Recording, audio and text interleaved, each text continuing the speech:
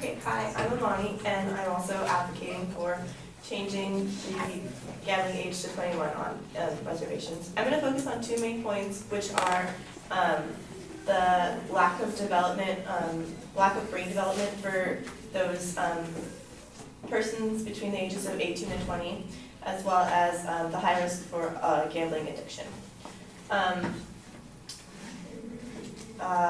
In a study done by John W. Welch, a sample of 2,274 teenagers, 68% of youth reported that they have gambled once at least in the past year. And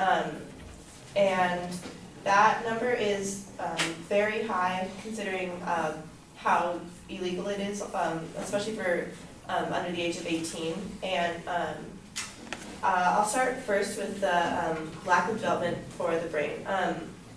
In an interview on NPR, Sandra Amdott, an expert in brain development and neuroscientist, is quoted saying that the changes that happen between 18 and 25 are a continuation of the process that starts around puberty.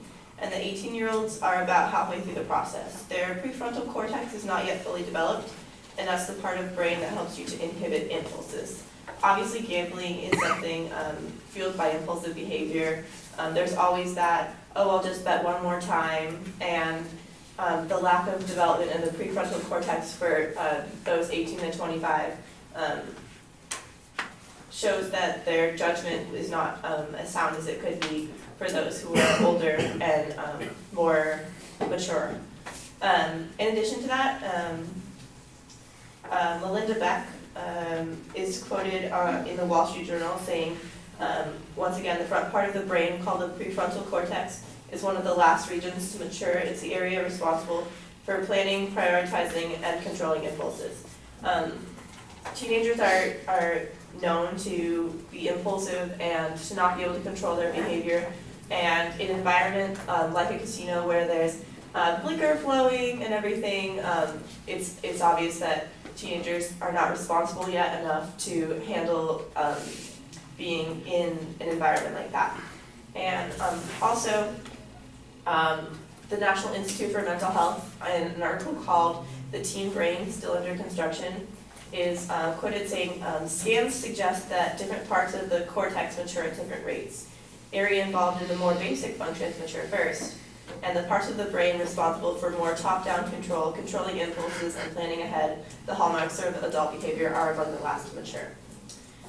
Just once again, they're not mature enough yet to understand the consequences of planning ahead and with their impulse control in order to realize what's going to happen in the future if they continue to make bets.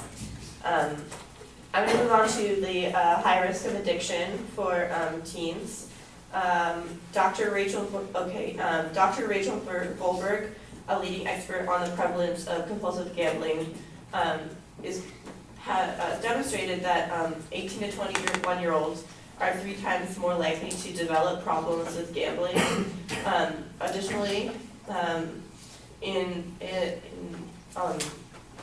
an article advocating for raising the gambling age to 21 in New York State, Nelson Aquilano is quoted saying that when youth do not drink, smoke, or use drugs until age 21, they rarely become involved in those problems later in life.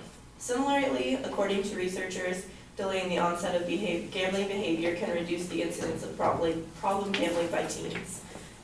If we delay the ability for people to start gambling, then it's less likely that they'll develop problems later in life.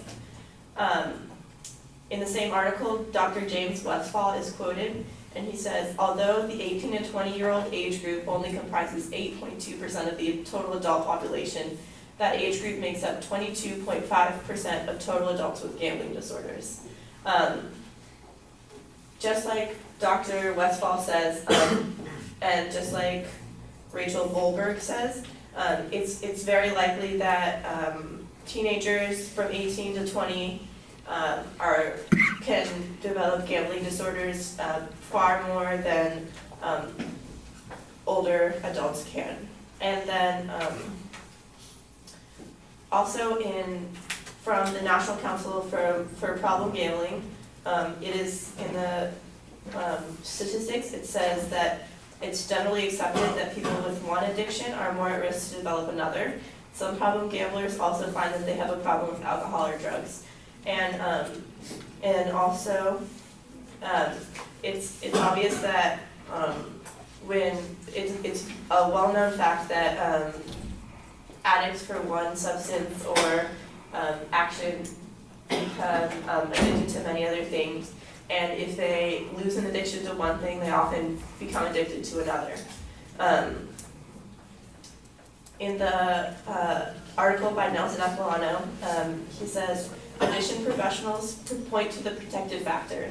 Delaying the onset of use or behavior is used as a primary means for prevention of problems. Like I said before, if we keep them from gambling until 21 or even later, then it's less likely that they'll develop addictive behaviors to it early. And also from the National Council for Problem Gambling, it says that research shows that a vast majority of kids have gambled before their 18th birthday, and that children are more likely to develop problems related to gambling than adults.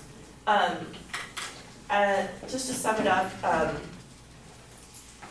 teenagers between 18 and 20 are far more likely to develop disorders related to gambling, as well as they're less able to determine which action, they're less able to control their impulses, and are more likely to make rash decisions as far as gambling goes.